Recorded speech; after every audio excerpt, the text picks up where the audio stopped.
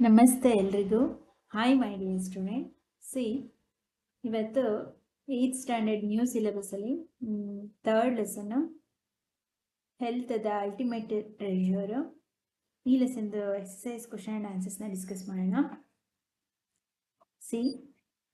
Question number 1 ನೋಡಿ. How does your body response to an infection such as the common cold?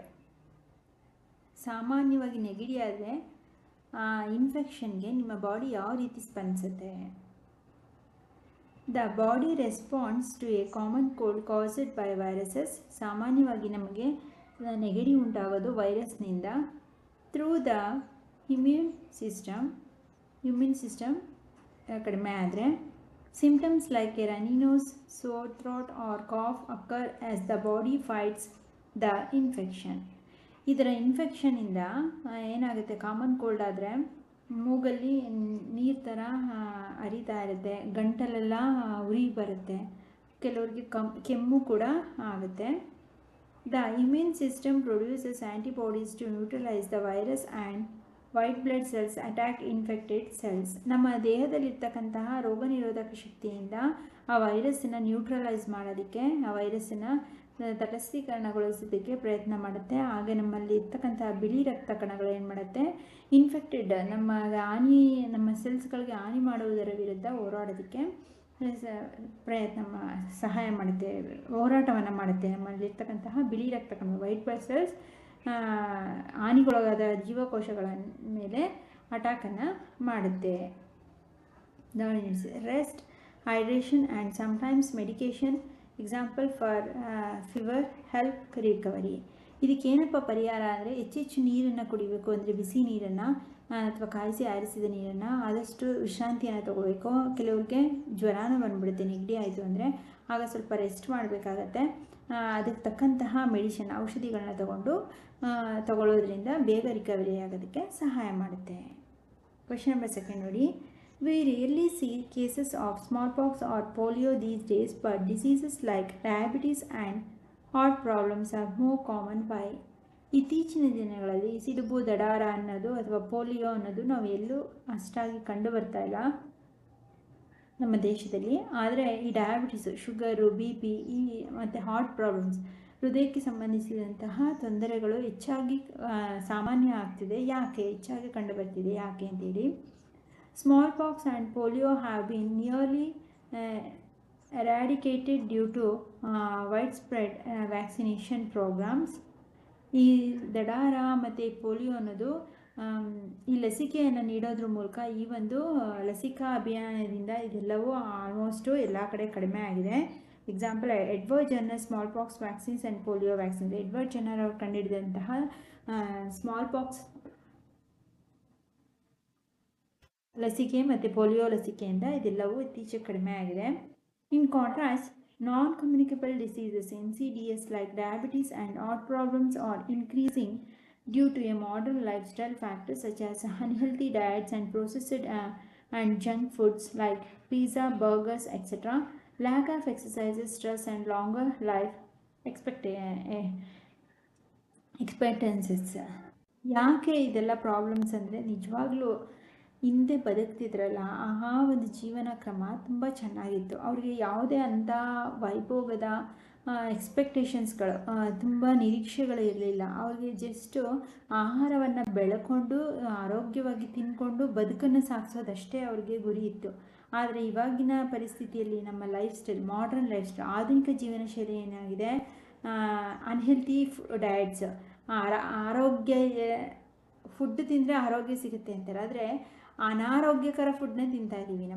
ನಮ್ಮ ಆಹಾರದಲ್ಲಿ ಬರೀ ಆರೋಗ್ಯಕ್ಕಿಂತ ಹೆಚ್ಚಾಗಿ ಅನಾರೋಗ್ಯವನ್ನು ಉಂಟು ಮಾಡ್ತಕ್ಕಂತಹ ಜಂಕ್ ಫುಡ್ಸು, ಪಿಜ್ಜಾ, ಬರ್ಗರು ಇವುಗಳನ್ನ ತಿಂದು ನಮ್ಮ ಆರೋಗ್ಯವನ್ನು ಹಾಳು ಮಾಡ್ಕೊತಿದ್ವಿ. ಹಾಗೆ ನಮ್ಮ ದೇಹಕ್ಕೆ ಸರಿಯಾದ ವ್ಯಾಯಾಮ ಇಲ್ಲ, ಹೆಚ್ಚಿನ ಒತ್ತಡ, ಕೆಲಸದ ಒತ್ತಡ ಇರ್ಬೋದು, ಮತ್ತು ಲಾಂಗರ್ ಲೈಫ್ ಎಕ್ಸ್ಪೆಕ್ಟೆನ್ಸಸ್, ಮುಂದಿನ ಜೀವನಕ್ಕೆ ನಾವು ಅದನ್ನು ಸೇವ್ ಮಾಡಬೇಕು, ಹೆಚ್ಚು ದುಡ್ಡು ಮಾಡಬೇಕು, ವೈಭೋಗ ಬೇಕು, ಇಂಥದ್ದು ಒಂದು ಎಕ್ಸ್ಪೆಕ್ಟೇಷನ್ನು, ಒತ್ತಡಗಳಿಂದ, ಕೆಲಸದ ಒತ್ತಡ ಇರ್ಬೋದು, ಅವರ ಸ್ಟ್ರೆಸ್ ಇರ್ಬೋದು, ಇದೆಲ್ಲದರಿಂದ ಏನಾಗ್ತಿದೆ, ನಮ್ಮ ಹಾರ್ಟ್ ಪ್ರಾಬ್ಲಮ್ಸು ಮತ್ತು ಡಯಾಬಿಟೀಸು ಹೆಚ್ಚಾಗ್ತದೆ. ಇಂದಿನವ್ರಿಗೆ ಅವ್ರ ಜೀವನ ಮಾಡೋದಷ್ಟೇ, ಮುಂದೆ ಏನಾಗುತ್ತೆ ಅಂತ ಅವ್ರು ಯಾವತ್ತೂ ಯೋಚನೆ ಮಾಡ್ತಿರಲಿಲ್ಲ.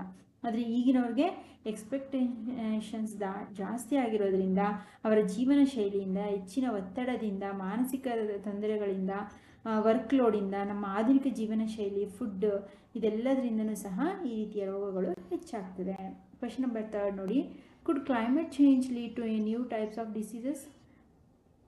ಏನಾದರೂ ನಮ್ಮ ವಾತಾವರಣ ಬದಲಾಗಿರೋದ್ರಿಂದ ಏನಾದರೂ ಹೊಸ ರೋಗಗಳು ಉಂಟಾಗ್ತಿದೆಯೇ? ಎಸ್, ಹೌದು. Climate change can lead to a new or increased diseases risk. ನಮ್ಮ ವಾತಾವರಣದಲ್ಲಿ ಉಂಟಾಗಿರ್ತಕ್ಕಂಥ ಬದಲಾವಣೆಯೂ ಸಹ ನಮ್ಮ ರೋಗಗಳನ್ನು ಹೆಚ್ಚು ಮಾಡೋದಕ್ಕೆ ಕಾರಣ ಆಗಿದೆ. Warmer temperatures and changing weather patterns can expand the ranges of diseases carrying vectors like mosquitoes, malaria, dengue, alter water quality and create conditions for a new pathogens to emerge or spread more easily. ಈ dengue, ಚಿಕನ್ಗುನ್ಯಾನ ಹಿಂದಿನ ಕಾಲದಲ್ಲಿ ಇರಲಿಲ್ಲ.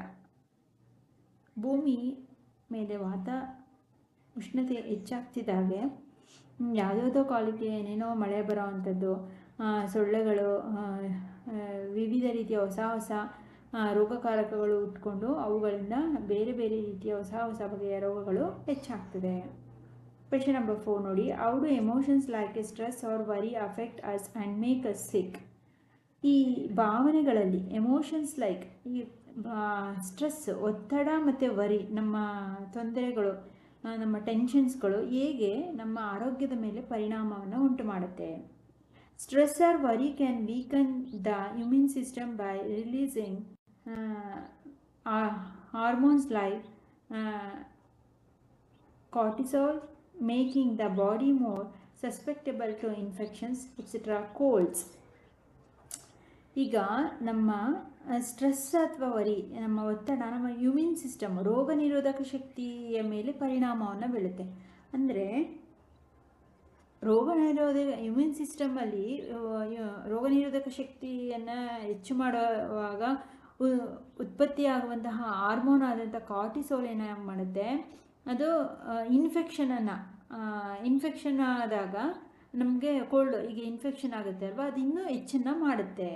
Chronic stress can also contribute to non communicable diseases like high blood pressure or diabetes by affecting sleep, diet and mental health. ಇದು hormone release ಆಗಿ ಈ ರೀತಿ ಜಾಸ್ತಿ ಮಾಡೋದಾದರೆ, ಇನ್ನು ಕ್ರಾನಿಕ್ ಸ್ಟ್ರೆಸ್,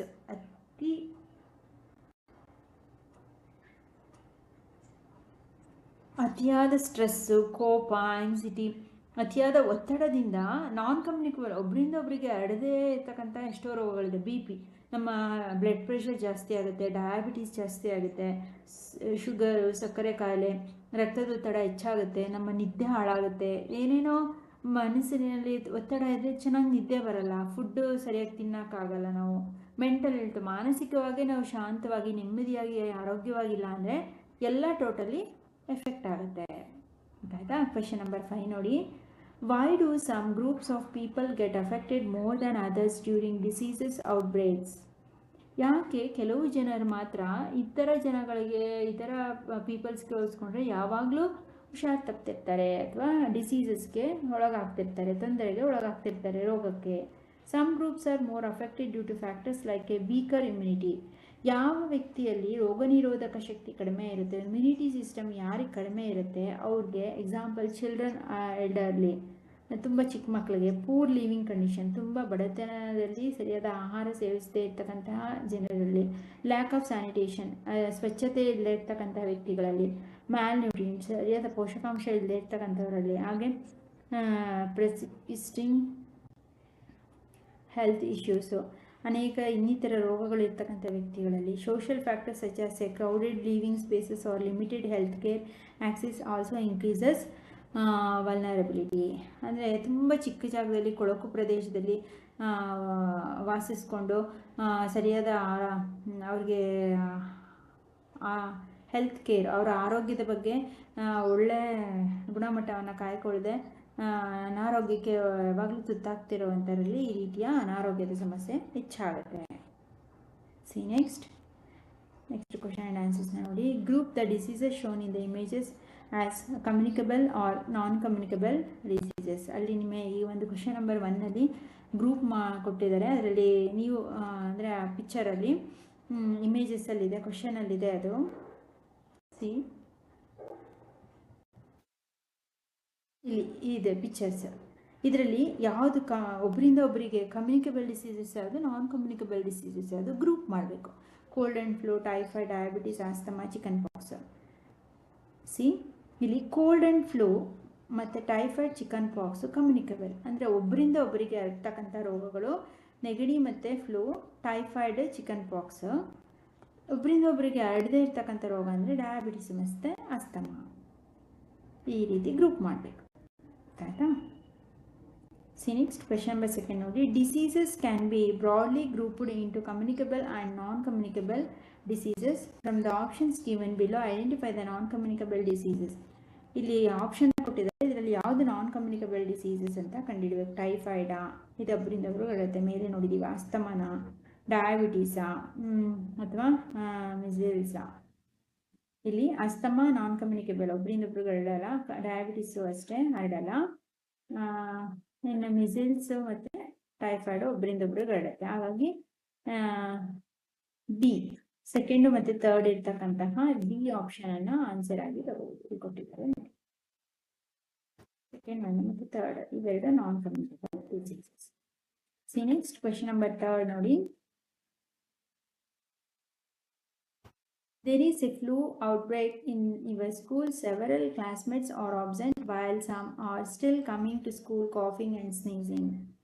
ಒಂದು ವೇಳೆ ನೆಗಡಿ ಫ್ಲೂ ಇಂದ ನಿಮ್ಮ ಸ್ಕೂಲಲ್ಲಿ ಎಲ್ಲರಿಗೂ ಸ್ಪ್ರೆಡ್ ಆಗಿದೆ ಅಥವಾ ಕ್ಲಾಸ್ಮೇಟ್ಸ್ಗೆಲ್ಲ ಇದೆ ಅಂದ್ಕೊಳ್ಳಿ. ಅದರಲ್ಲಿ ಕೆಲವರು ಕಾಫಿಂದ, ಕೆಮ್ಮು ಮತ್ತು ಸ್ನೀಸಿಂಗಿಂದ ನಿಮ್ಮ ಶಾಲೆಗೆ ಬರ್ತಾ ಇಲ್ಲ. What immediate action should be the school take to prevent further spread. ಮತ್ತು ಇನ್ನೂ ಹೆಚ್ಚು ಮಕ್ಕಳಿಗೆ ಈ ರೀತಿ ಫ್ಲೂ ಹರಡಬಾರ್ದು ಅಂದರೆ ಯಾವ ಒಂದು ಕ್ರಮವನ್ನು ತೆಗೆದುಕೋಬೇಕು? If your classmate who shares the benches with you starts showing symptoms of the flu, stop. How can you respond in a considerate way without being a rude or hurtful. ಒಂದು ವೇಳೆ ನಿಮ್ಮ ಕ್ಲಾಸ್ಮೇಟ್ಗೆ, ನಿಮ್ಮ ಫ್ರೆಂಡ್ಸ್ಗೆ flu ಬಂದಿದೆ, ಅವ್ರಿಗೆ hurt ಆಗ್ದಾಗೆ, ಅವ್ರಿಗೆ ಬೇಜಾರಾಗ್ದಾಗೆ ಅವ್ರ ಜೊತೆ ನೀವು ಯಾವ ರೀತಿ ಅವ್ರಿಗೆ ಸ್ಪಂದಿಸ್ಬೋದು? How can you protect yourselves and others from getting infected in this situation. ನಿಮ್ಮನ್ನು ನೀವು ರಕ್ಷಿಸ್ಕೊಂಡು ಬೇರೆಯವ್ರಿಗೂ ಹರಡದೇ ಇರೋಗೆ ಯಾವ ಕ್ರಮಗಳನ್ನ ತೆಗೆದುಕೊಳ್ಬೇಕು ಅಂತ ಕೇಳ್ತಿದ್ದಾರೆ. C the school should close ಟೆಂಪ್ರರಿಲಿ. ತಾತ್ಕಾಲಿಕವಾಗಿ ತುಂಬ ಎಲ್ಲರಿಗೂ ಹೆಚ್ಚಾಗಿ ಹರಡ್ತಿದೆ ಅಂದರೆ ಸ್ವಲ್ಪ ದಿನ ಶಾಲೆಯನ್ನು ಮುಚ್ಚಬೇಕು. Sanitize classrooms and encourage 6 students to stay home to prevent further spread. Sanitization ಮಾಡಬೇಕು ಸ್ಕೂಲಲ್ಲಿ ಇರ್ತಕ್ಕಂಥ ಕ್ಲಾಸ್ ರೂಮ್ಸ್ಗೆ. ಮತ್ತು ಯಾರು ಹುಷಾರಿಲ್ಲದೆ ಇರ್ತಾರೆ ಅವರು ಆದಷ್ಟು ಮನೆಯಲ್ಲೇ ನೀಟಾಗಿ ಟ್ರೀಟ್ಮೆಂಟ್ನ ತೊಗೊಂಡು ರೆಸ್ಟ್ ಮಾಡೋದಕ್ಕೆ ಹೇಳಬೇಕು. You can politely suggest that your classmates see a doctor and take a rest at home and offer to share notes with them. ಬೇಜಾರಾಗ್ದಾಗೆ ನಿಮ್ಮ ಫ್ರೆಂಡ್ಸ್ ಜೊತೆ ಹೇಗೆ ರೆಸ್ಪಾನ್ಸ್ ಮಾಡ್ಬೋದು ಅಂದರೆ, ನೀನು ಯಾವುದೇ ರೀತಿ ಸ್ಕೂಲಿಗೆ ಬರಬೇಡ, ಸ್ಕೂಲಲ್ಲಿ ಮಾಡ್ತಕ್ಕಂಥ ಕ್ಲಾಸ್ ನೋಟ್ಸ್ ಎಲ್ಲ ನಾನು ನಿಮ್ಗೆ ಕೊಡ್ತೀನಿ, ಡಾಕ್ಟರ್ಗೆ ತೋರಿಸ್ಕೊಂಡು ಆರಾಮಾಗಿ ಮನೇಲಿ ರೆಸ್ಟ್ ಮಾಡು ಅಂತಿದೆ ಹರ್ಟ್ ಆಗದೆ ಇರೋಗೆ ನಿಮ್ಮ ಫ್ರೆಂಡ್ಸ್ಗೆ ಸಜೆಸ್ಟ್ ಮಾಡ್ಬೋದು. Third, to protect yourselves and others, wash your hands frequently, avoid close contact and wear a mask. ನಮ್ಮನ್ನು ನಾವು ಹೇಗೆ ಫಸ್ಟ್ ಪದೇ ಪದೇ ಯಾವಾಗಲೂ ಏನಾದರೂ ಮುಟ್ಟಿದ್ರೆ, ಟಚ್ ಮಾಡಿದ್ರೆ ಜಾಗಗಳಲ್ಲಿ, ಸಿಕ್ಕಿರ್ತಕ್ಕಂತಹ ಜಾಗಗಳಲ್ಲಿ ನಮ್ಮ ಹ್ಯಾಂಡ್ ವಾಶ್, ಕೈನ ಸ್ವಚ್ಛವಾಗಿ ಸಾಬೂನಿನಿಂದ ತೊಳ್ಕೊಬೇಕು. ಯಾರಿಗೆ ಹುಷಾರಿಲ್ಲದೆ ಫ್ಲೂಯಿಂದ ಬಳಲ್ತಾರೆ ಅವ್ರ ಹತ್ತಿರಕ್ಕೆ ಹೋಗಿ ಮಾತನಾಡೋದು, ಅವರನ್ನು ಮುಟ್ಟೋದು ಅದನ್ನು ಮಾಡಬಾರ್ದು. ಮತ್ತು ಆದಷ್ಟು ಮುಖಗವಸು, ಮಾಸ್ಕನ್ನು ಧರಿಸಬೇಕು. ಸಿ ನೆಕ್ಸ್ಟ್ ಕ್ವೆಶನ್ ನಂಬರ್ 4 ನೋಡಿ. But family is planning to travel to another city where malaria is prevalent. ನಿಮ್ಮ ಮನೆಯವರು ಬೇರೆ ಕಡೆಗೆ ಹೋಗಬೇಕು ಅಂತ ಅಂದರೆ ಪ್ರವಾಸಕ್ಕೆ ಒಂದು ಜಾಗದಿಂದ ಮತ್ತೊಂದು ಜಾಗಕ್ಕೆ ಹೋಗಿದ್ದಾರೆ. ಪ್ರಿವೆಂಟ್, ಮಲೇರಿಯಾವನ್ನು ಹೇಗೆ ಪ್ರಿವೆಲೆಂಟ್ ಮಾಡೋದು? What precautions should you take before, during the after the trip. ನಿಮ್ಮ ಟ್ರಿಪ್ಪಿಗೆ ಹೋಗೋದಕ್ಕೂ ಮುಂಚೆ ಮತ್ತು ಆಮೇಲೆ ಯಾವ ಒಂದು ಕ್ರಮಗಳನ್ನ ತೆಗೆದುಕೊಳ್ತೀರಾ ಹೋಗಿ ಬಂದಮೇಲೆ? How can you explain the importance mosquitoes nets or repellents to your siblings. ನಿಮ್ಮ ಸುತ್ತಮುತ್ತ ಇರೋರಿಗೆ ಯಾವ ರೀತಿ ಮಸ್ಕಿಟೋ ನೆಟ್ಸ್ಗಳನ್ನ, ಸೊಳ್ಳೆ ಪರದೆಗಳನ್ನ, ರಿಪೆಲೆಂಟ್ಸ್ಗಳನ್ನ ಯಾವ ರೀತಿ ಬಳಸಬೇಕು ಅದನ್ನು ಹೇಗೆ ಎಕ್ಸ್ಪ್ಲೈನ್ ಮಾಡ್ತೀರಾ? What could happen if travellers ignore health advices in such areas. ಏನಾಗುತ್ತೆ ಟ್ರಾವೆಲ್ ಮಾಡೋರು ಆ ಏರಿಯಾದಲ್ಲಿ ಟ್ರಾವೆಲ್ ಮಾಡಬೇಕಾದ್ರೆ ಆರೋಗ್ಯವನ್ನು ಕಾಪಾಡ್ಕೊಳ್ಳಿಲ್ಲ ಅಂದರೆ ಆ ಏರಿಯಾದಕ್ಕೆ ಏನು ತೊಂದರೆ ಆಗುತ್ತೆ.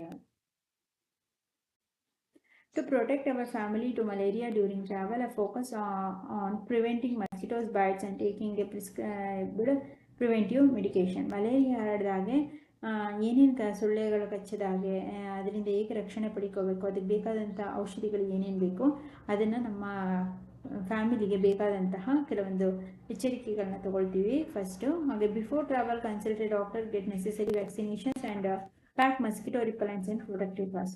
ಟೂರಿಗೆ ಹೋಗೋದಕ್ಕೂ ಮುಂಚೆ ಡಾಕ್ಟರ್ನ ಕನ್ಸಲ್ಟ್ ಮಾಡಿ ಮಲೇರಿಯಾ ಹರಡಿದಾಗ ಯಾವ ರೀತಿಯ ಲಸಿಕೆಯನ್ನು ತಗೋಬೇಕು, ಹಾಗೆ ಅದರಿಂದ ತಪ್ಪಿಸ್ಕೋಬೇಕು, ಹರಡಬಾರ್ದು ಅಂದರೆ ಯಾವ ರೀತಿಯ ಬಟ್ಟೆಯನ್ನು ತೆಗೆದುಕೊಳ್ಬೇಕು ಅದನ್ನು ತಗೊಳ್ತೀವಿ.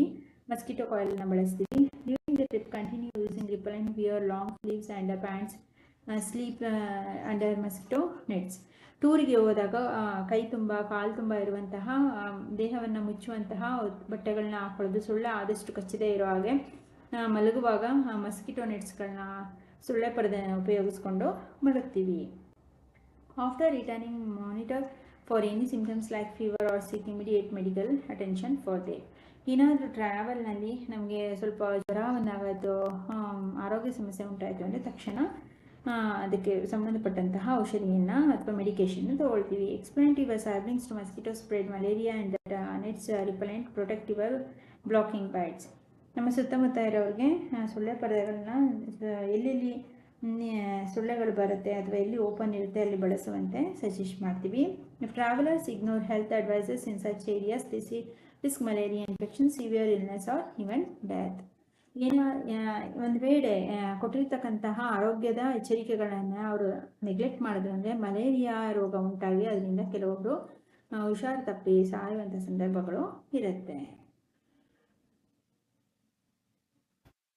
Question number 5 ನೋಡಿ. Your uncle has started smoking just to fit with his friends, even though it is well known that smoking can seriously harm health and even cause death. ನಿಮ್ಮ ಅಂಕಲ್ ಅವ್ರ ಫ್ರೆಂಡ್ಸ್ ಜೊತೆ ಸುಮ್ಮನೆ ಅವ್ರ ಜೊತೆ ಸ್ಮೋಕಿಂಗ್ನ cigarette ಅಥವಾ ಬೀಡಿ ಇವುಗಳನ್ನ ಸೇರ್ತಾರೆ. ಇದರಿಂದ ಆರೋಗ್ಯಕ್ಕೆ ಯಾವ ರೀತಿ ತೊಂದರೆ ಆಗುತ್ತೆ, ಯಾವ ರೀತಿ ಇದರಿಂದ ಅವರ ಸಾವಿಗೆ ಕಾರಣ ಆಗುತ್ತೆ. What would you say to him to make him stop without being rude? ನಿಮ್ಮ ಅಂಕಲ್ಗೆ ಅದನ್ನು ಸ್ಮೋಕಿಂಗ್ ಮಾಡಬೇಡಿ ಅಂತ ಅವ್ರಿಗೆ ಬೇಜಾರಾಗಿದಾಗ ಯಾವ ರೀತಿ ಹೇಳ್ತೀರಾ? What would you do if your friend offered you cigarette at a party? ಒಂದು ವೇಳೆ ನಿಮ್ಮ ಫ್ರೆಂಡ್ಸು ಯಾವ್ದಾದ್ರು ಪಾರ್ಟಿನಲ್ಲಿ ಸಿಗರೇಟ್ ಸೇದೋದಕ್ಕೆ ಸಜೆಸ್ಟ್ ಮಾಡಿದ್ರೆ ಏನು ಮಾಡ್ತೀರಾ? How can schools helps prevent students from ಇಂಡಲ್ಜಿಂಗ್ in such harmful habit? ನಿಮ್ಮ ಶಾಲೆಗಳಲ್ಲಿ ನಿಮ್ಮ ವಿದ್ಯಾರ್ಥಿಗಳೇನಾದರೂ ಬೇರೆ ಬ್ಯಾಡ್ ಹ್ಯಾಬಿಟ್ಸ್ನ ಹಾನಿಕಾರಕ ಅಭ್ಯಾಸಗಳಿದ್ದರೆ ಅದನ್ನು ಹೀಗೆ ತಡೆಗಟ್ಟೋದು. Dear uncle, I care about your health and well being and I want to talk about about smoking. It's well known that smoking can lead to serious issues including heart diseases and lung cancer. Quitting smoking can greatly improve your health and quality of life. ಅಂಕಲ್ಗೇನು ನಾನು ನಿಮ್ಮ ಆರೋಗ್ಯದ ಬಗ್ಗೆ ಹೆಚ್ಚು ಗಮನವನ್ನು ಕೊಡ್ತೀನಿ. ನನಗೆ ನೀವು ತುಂಬ ಆರೋಗ್ಯವಾಗಿರೋದು ತುಂಬ ಮುಖ್ಯ.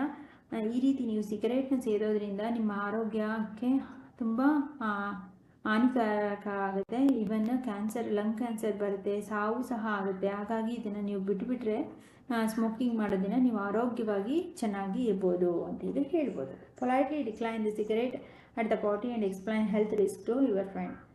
ನಿರ್ದಾಕ್ಷಿಣ್ಯವಾಗಿ ನಾನು ಸಿಗರೇಟ್ ಸೇದೋಲ್ಲ ಅಂತ ನಿಮ್ಮ ಫ್ರೆಂಡ್ಸ್ ಕೇಳಿ ಅದರಿಂದ ಏನು ರಿಸ್ಕ್ ಆಗುತ್ತೆ ಅಂತ ಅವ್ರಿಗೂ ಸಹ ತಿಳಿಸ್ಬೇಕು. Schools can help prevent students from indulging in such habits by educating them about the health risk and organization awareness programs regularly. ನಿಮ್ಮ ಸ್ಕೂಲ್ಸ್ಗಳಲ್ಲಿ ಇದನ್ನು ನಡೆಸ್ತಿರ್ತಾರೆ. ಅಂದರೆ ಆರೋಗ್ಯ ಕೇಂದ್ರಗಳಿಂದ ಬಂದು ಅವಾಗವಾಗ ಮಲೇರಿಯಾ, ಡೆಂಗು ಈ ರೀತಿಯ ಕಮ್ಯುನಿಕೇಬಲ್ ನಾನ್ ಕಮ್ಯುನಿಕೇಬಲ್ ಡಿಸೀಸ್ ಬಗ್ಗೆ ತಜ್ಞರಿಂದ ಮಕ್ಕಳುಗಳಿಗೆ ತಿಳಿಯಪಡಿಸೋದು, ಆವಾಗವಾಗ ಅದ್ರ ಬಗ್ಗೆ ಸ್ಪೀಚನ್ನು ಕೊಡೋದು, ರೆಗ್ಯುಲರ್ ಆಗಿ ಅವರಿಗೆ ಆ ಒಂದು ಆರೋಗ್ಯದ ಬಗ್ಗೆ ಅರಿವನ್ನು ಮೂಡಿಸುವಂತಹ ಕೆಲಸವನ್ನು ಸ್ಕೂಲ್ನಲ್ಲಿ ಏರ್ಪಡಿಸುವಂಥದ್ದು. ನೆಕ್ಸ್ಟ್ ಕ್ವೆಶನ್ ನಂಬರ್ 6 ನೋಡಿ. Sanya claims to her friends Vinita that antibiotics can cure any infections, so we don't need to worry about diseases. What questions can Vinita ask her to help Sanya understand that her statement is correct? Sanya claims to her friends Vinita that antibiotics ತಗೊಂಡ್ರೆ ನಾವು ಬೇಗ ಏನೇ infection ಆಗಿದ್ರು ಅದು cure ಆಗುತ್ತೆ, worry ಮಾಡಬೇಡ ಯಾವುದೇ ರೋಗಗಳಿದ್ರು ಅಂತ ಹೇಳ್ತಿದ್ದಾಳೆ. ಅವಳ ಸ್ಟೇಟ್ಮೆಂಟ್ ಸರಿನಾ? Why Sania statement is wrong? ಯಾಕೆ ತಪ್ಪು statement? Antibiotics only work against bacteria infection, not viral ones like a flu or common cold. ಈ ಆ್ಯಂಟಿಬಯೋಟಿಕ್ಸ್ ತಗೊಳ್ಳೋದ್ರಿಂದ ನಮಗೆ ಯಾವುದೇ ಇನ್ಫೆಕ್ಷನ್ ಬಂದರೂ ಹುಷಾರಾಗುತ್ತೆ ಅನ್ನೋದು ತಪ್ಪು ಮಾಹಿತಿ. ಬಿಕಾಸ್ ಅದು ಬ್ಯಾಕ್ಟೀರಿಯಾಗಳಿಂದ ಬಂದಂತಹ ರೋಗಗಳನ್ನ ಮಾತ್ರ ವಾಸಿ ಮಾಡುತ್ತೆ. ವೈರಲಿಂದ ಬಂದಂತಹ ರೋಗಗಳನ್ನ ಅದು ಆ್ಯಂಟಿಬಯೋಟಿಕ್ಸ್ ತಗೊಂಡ್ರೆ ಹುಷಾರು ಮಾಡಲ್ಲ. ಫಾರ್ ಎಕ್ಸಾಂಪಲ್ ಫ್ಲೂ ಅಥವಾ ಕಾಮನ್ ಕೋಲ್ಡ್ ಬಂದ ಆ್ಯಂಟಿಬಯೋಟಿಕ್ಸ್ ತಗೊಂಡ್ರೆ ಹುಷಾರಾಗಲ್ಲ. Overuse or misuse of antibiotics can lead to antibiotics resistance, making them less effective in future. ಅತಿಯಾದ ಈ ಆ್ಯಂಟಿಬಯೋಟಿಕ್ಸ್ನ ತಗೊಳ್ಳೋದ್ರಿಂದ ನಮ್ಮ ದೇಹದಲ್ಲಿ ರೋಗ ನಿರೋಧಕ ಶಕ್ತಿಯನ್ನು ಹೆಚ್ಚಿಸುವಂತಹ ರೆಸಿಸ್ಟೆನ್ಸ್ ಪವರ್ ಕಡಿಮೆ ಆಗುತ್ತೆ. ಇದರಿಂದ ನಮ್ಮ ಮುಂದಿನ ಲೈಫ್ಗೆ ತೊಂದರೆ ಆಗುತ್ತೆ. ಹಾಗಾಗಿ ಹೆಚ್ಚು ಆ್ಯಂಟಿಬಯೋಟಿಕ್ಸ್ ಔಷಧಿಗಳನ್ನ ತಗೋಬಾರ್ದು. Some diseases are caused by fungi, protozoa, viruses which require a different treatment. ಇನ್ನೂ ಕೆಲವು ಪ್ರೋಟೋಜೋವಾ, ಫಂಗೈ, ವೈರಸ್ ಇವುಗಳಿಂದ ಬರ್ತಕ್ಕಂತಹ ರೋಗಗಳಿಗೆ ಬೇರೆ ಬೇರೆ ರೀತಿಯಾದಂತಹ ಟ್ರೀಟ್ಮೆಂಟ್ ಇರುತ್ತೆ. ಎಲ್ಲದಕ್ಕೂ ಒಂದೇ ಆ್ಯಂಟಿಬಯೋಟಿಕ್ಸೇ ಔಷಧಿ ಅಲ್ಲ. Vinita can ask Sanya, did you know that antibiotics don't work on viruses like the flu or measles? They are only useful for bacterial infection. Also, if we take antibiotics when we don't need them, they might stop working when we really do. That's why doctors are carefully about prescribing them. ಅಂದರೆ ಏನು, ನಾವಿಲ್ಲಿ ವಿನಿತಾ ಸಾನಿಯಾಗೆ ಹೇಳ್ತಿದ್ದಾರೆ, did you know that antibiotics, ನಿನಗೆ ಗೊತ್ತಾ antibiotics ಕೇವಲ ಬ್ಯಾಕ್ಟೀರಿಯಾಗಳಿಂದ ಬಂದಂಥ ರೋಗಗಳ ಮಾತ್ರ ಅದು ಕಿಲ್ ಮಾಡೋದು. ಅದು ವೈರಸ್ಸಿಂದ, ಮಿಸಿಲ್ಸಿಂದ ಬಂದಿರ್ತಕ್ಕಂಥದ್ದನ್ನು ಅದು ಕ್ಯೂರ್ ಮಾಡಲ್ಲ, ಅದು ಅದ್ರ ವಿರುದ್ಧ ಹೋರಾಡಲ್ಲ. They are only using in bacterial infection. ಒಂದು ವೇಳೆ ನಾವು ಆ್ಯಂಟಿಬಯೋಟಿಕ್ಸ್ನ ತೊಗೊಂಡ್ರು ಅದು ಏನಾಗುತ್ತೆ, ಮೈಟ್ ಸ್ಟಾಪ್ ವರ್ಕಿಂಗ್, ಅದು ತನ್ನ ಕೆಲಸವನ್ನು ನಿಲ್ಲಿಸ್ಬಿಡುತ್ತೆ. ಹಾಗಾಗಿ ನಾವು ಕೇರ್ಫುಲ್ಲಾಗಿ ಡಾಕ್ಟರ್ ಹತ್ರ ಪ್ರಿಸ್ಕ್ರೈಬ್ನ ಬರೆಸ್ಕೊಂಡು ಅದಕ್ಕೆ ಸರಿಯಾದಂಥ ಔಷಧಿಯನ್ನು ತೆಗೆದುಕೊಳ್ಬೇಕು. ಆಯಿತಾ? ನೆಕ್ಸ್ಟ್ ಕ್ವೆಶನ್ ನಂಬರ್ 7 ಇದೆ ನೋಡಿ. ಈ ಒಂದು ಕ್ವೆಶನ್ಗೆ ನಾನು ಮಧ್ಯದಲ್ಲಿ ಅದಕ್ಕೆ ಆನ್ಸರ್ನ ಈ ಒಂದು ಫ್ಲೋ ಚಾರ್ಟ್ನ ಬರೆಯೋದಕ್ಕೆ ಹೇಳಿದ್ದಾರೆ.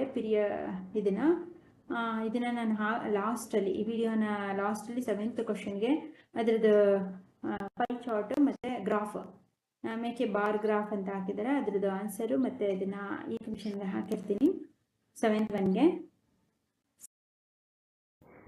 ಇದು 7th ಕ್ವೆಶನ್ಗೆ ಬಾರ್ ಗ್ರಾಫು ಮತ್ತು ಅದರ 4 ಕ್ವೆಶನ್ಸ್ ಇದೆಯಲ್ಲ ಅದರ ಪ್ರತಿಯೊಂದಕ್ಕೂ ಆನ್ಸರ್ಸ್ನ ಹೇಳ್ಕೊಟ್ಟಿದೆ. ಇದನ್ನು ಆನ್ಸರ್ ಮಾಡ್ಕೊಳ್ಳಿ 7th ಕ್ವೆಶನ್ಗೆ. ಆ್ಯಂಡ್ ದೆನ್ ನೆಕ್ಸ್ಟ್ ವಿಡಿಯೋದಲ್ಲಿ ನಾನು 8th ಕ್ವೆಶನಿಂದ ಇನ್ನು ಉಳಿದಂತಹ ಕ್ವೆಶನ್ ಆ್ಯಂಡ್ ಆನ್ಸರ್ಸ್ಗೆ ನಿಮಗೆ ಆನ್ಸರ್ಸ್ನ ಕೊಡ್ತೀನಿ. ಓಕೆನಾ? Okay my dear student, thank you.